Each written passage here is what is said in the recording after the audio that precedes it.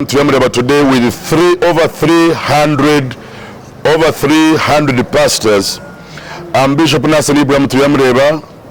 with over 300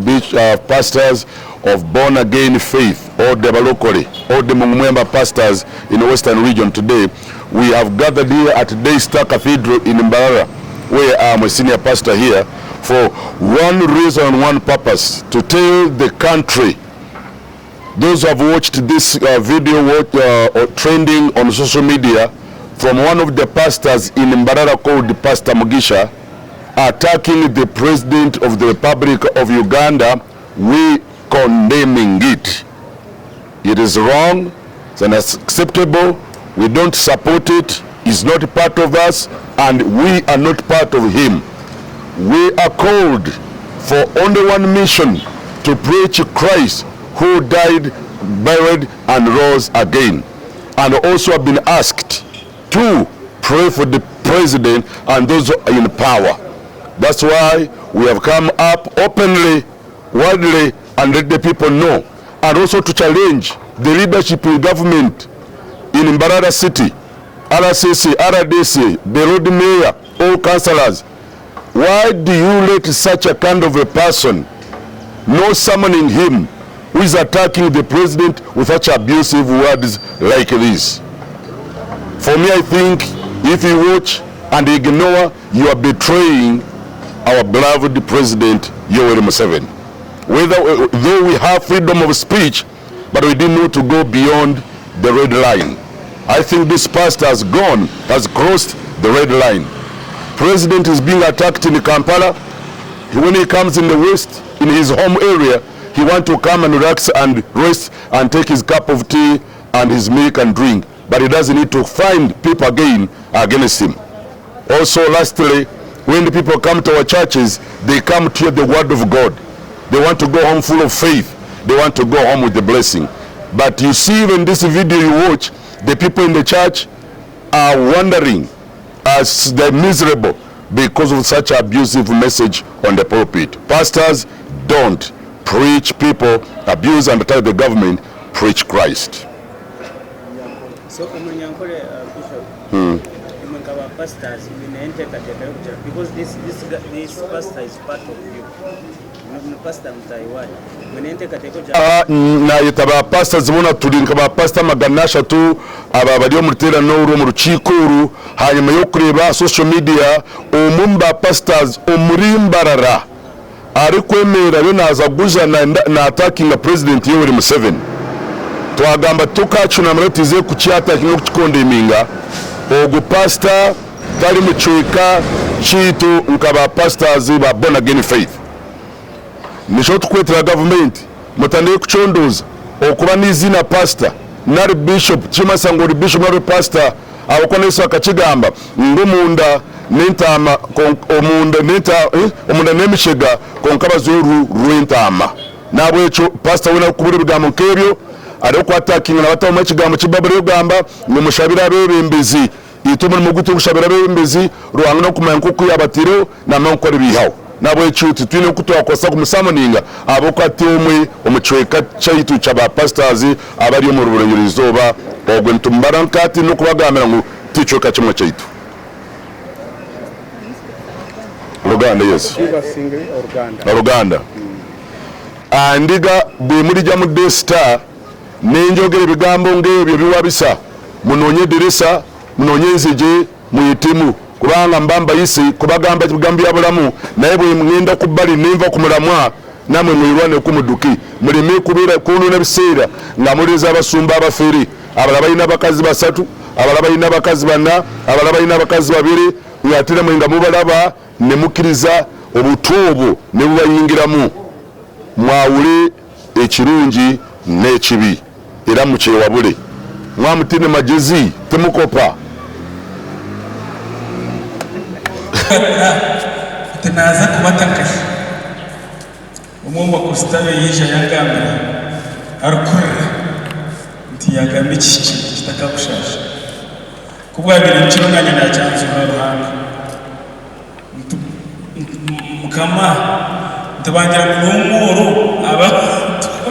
abakuratire neza kubataka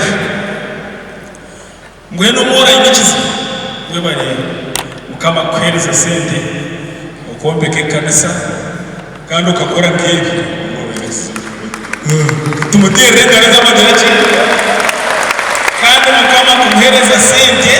akagira ngo turiye kumwe mukama kumuhereza sente akatwenda ngo turiye kumwe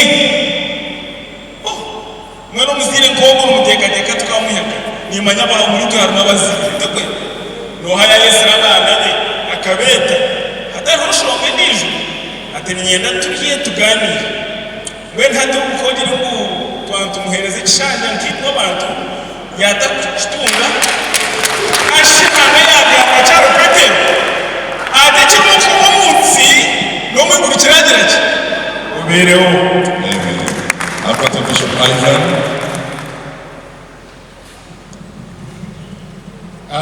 Yesu yabagambira ati kuba bareba umurya kumwe mushemerirwe obuntu bwo baramanya kumwe abiki banje katito mu Ruhanga Bishop Ibrahim turiyamureba ejo yabareberezi ejo yabahure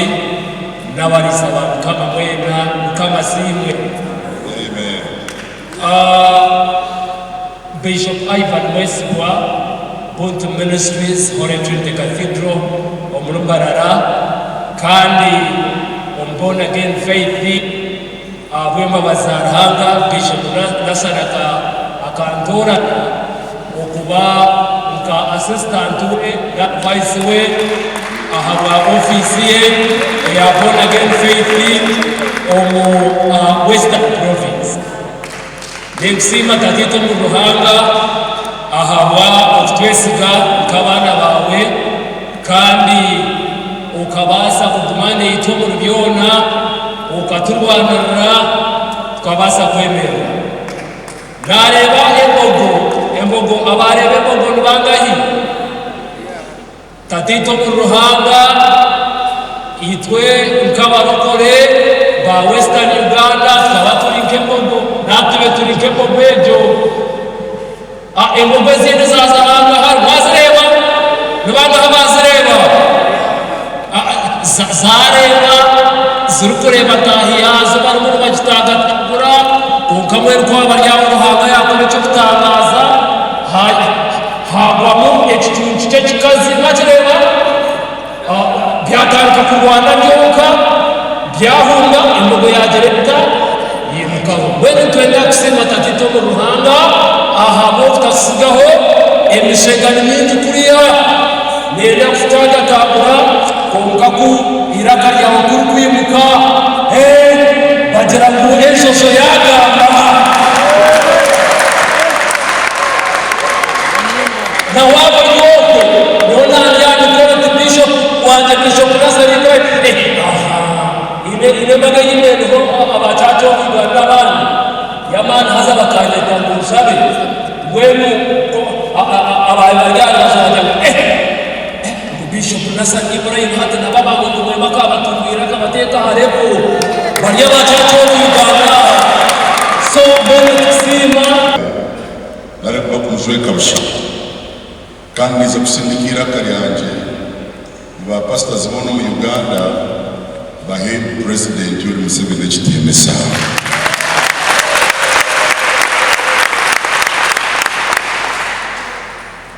kakuru takurwa ekanisa ya mwema ya bireri na Museveni yagisya tukwemera katuti kawo kakakozesa kumutagatagura ekindi kakigambe ekyo mu kibule ba RDC bambarara ba meya n'abandi b'ubushobozi Museveni entebe Kampala nibamutagatagura yoko ahunama achunjiro kwezi kumwe twiza kabugura asanga tumutagatagura yo imwe bembezi mu mukabunama imba mu murimo rukwe abantu kaba imwe bembezi mwabareba mu kabunama nimba mudire mu rukwe umwembezi Wihanga mushimire kwatu nico ndogambira RCC RDC meya Kachebezi Lord Mayor na kansila bahi mutandike tugamba nkuntu yagamba ne pastor na bali pastor ari mwentama ari mu emiji emishega estire uruhu rwentama kunzi emiji emishega ekikoro eki tukizumira reka turebe ekiyagambye Changa Uganda ina president omupya Gasha kugana ni president sima kugamba kutamu masijako ngombe na sima kufuga kuraba kwa tapu ya ngombe bibi funa yanga suza peke kugira mkoro ijoyo natuwe kashuta kasakara funa bote gada lango nalira natuwe bapote gada asere kuletinga amaso gangakala de kuchipya ngaba nyoje chama gere chipya ngaba nyoje chama gere chipya ne president zetana mpya government empya kana bali kubona bapya ndaba chikubali basiyana tebele basuka bayina magazira nza kusaba kusala mpya kana baza kusele yawo yawo baje chitawo kaliwo iwanga chishatako museyirerawo Museyirerawo. bakadi tirweni nikatonda taliyo shoga ruhanga taliyo ngaba yejusa okwatefuza yejusa ngeri yawo sabulo bwakabaka na yefuza okiyaherere sawulo tena wekiseera kimu bambi na kushaka babonakulumu edakikemu Okay, otusebeera bapasita nimwikiriza n'omuntu ogwo bapasitors nimwikiriza na pasita ogwo ebyagamba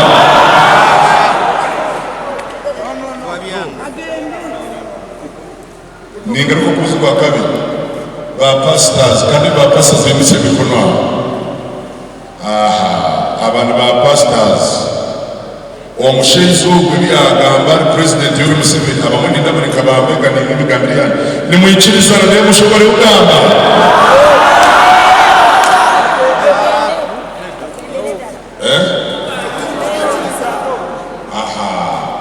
Uganda atushirikiremu so orutera n'oru meeting y'aba pastors n'aba bishop tuyiza kugambira ihanga lyona number 1 babine turagira tushabire abebembezi tekutugambira mushabire ba opposition negamba mushabire abali omubutegeki aba ba opposition kuba z'omubutegeki bana bashobora kushara zitu zibazakoma tuyashabira abakuraki abasama mwenu muranga gwange bishops pastors reverends tukina umurimo muhango wo kubinga imizimu president tumushabire mutima isasi tukina mu muhango icyakabiri ishara yitumye basabwindura president umubina bamurungi umwanya kumutagatabura ahagatuti abantu bakuzo makanisa gaitu nibiza binejara nibiza biko nibenda kumanya Yesu bakwenda kumanya imbaraga za Museveni karabaye ibizibu tubishabe ongati kumuzumira akatuti nico chomka cy'abayagara mugende mu burenjiri mu Yesu akafa Yesu akazikwa Yesu akazoka aizoba ya kashatu ya kumwiguru asutamira mu kuno gwa buri kwatateitwe kandi nagaruka mu rwa kabiri okutwa kucorubaza rubahurira n'abakoze ki n'abafiri ebigambo by'omushaija ogwo n'ebigambo by'ekishobobo n'ebigambo by'omufere n'ebigambo yatakumanya kiba owamwesire noha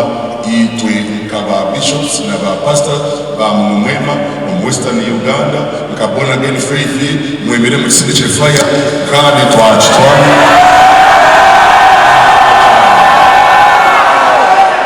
amen kandi abategetsi ba gavumenti mwongere muturondemu tune ba pastors binabakazi bashasha binabakazi babiri bagirana bama turakigererwa kandi twakwenda kutukura mu n'ubushobozi iyi ni inkuru ya gavumenti bisubi byahanikira pastor nari bishop asaba n'umukazi omwe mwashanga twine bishop na pastor n'abakazi babiri utuyanga ariko kabisihanga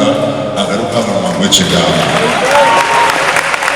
abari kucikiriza mu nseme ko mutari kugamba muri cyeco ayina kibuzo abuzi mustemera hasi nico na veterani ba pastor magana 3 abarugombe chweka byambara n'ahandi okwiza kugambira ihanga ngo Museveni tukukunda kandi tukushabira bagisire ngo basabire Museveni kubi basabire hata mwene wargani ukagenda kitakoma genda mu kanisa yawe kama yakwire ngibitwagamba imbi wagamba tutuni chweka chemuhurire kandi waragambara twabjumirira kandi ndurjumirira kwase kubanira ekanisa ya Kristo hamwe n'ohereza omwizire ya Yesu ayibuka bakwira izina genda ugambira abo muti turi chweka cyabo kandi tukabagana cyo ngabo muci amen ngabari mnonga so abachongejo mwemerere tukinge ruterano rwitu tugende n'obusinge omumakanisa gaitu mugende mugambe n'abandi abatiza babure injiri y'obukama bwa Ruhanga amina mukama Ruhanga witu mwesibwa webare kureta abahereza bawe urwo muri Mbarara urwo muri Shema urwo muri Rakayi urwo muri Bushenyi urwo muri Kiruhura urwo muri Mitoma urwo muri hona n'itangamaza mweshi abiza kuteranira abo kigirwa kimwe okujunira ekikorwa cy'ofere ekyaba pastors abari kushora bakazi abari kujuma government abari kora ibintu by'ubuyayi abari kunyahura kuri abantu sinzi ubuzima bwa Mukama twine twakuzumira ngabe twabishumira kiganiro n'eshatu kandi twayahura na Pastor Mugisha wazuma president Wihanga mu izina rya Yesu mbabazi Kwa Yesu Kristo no kora kora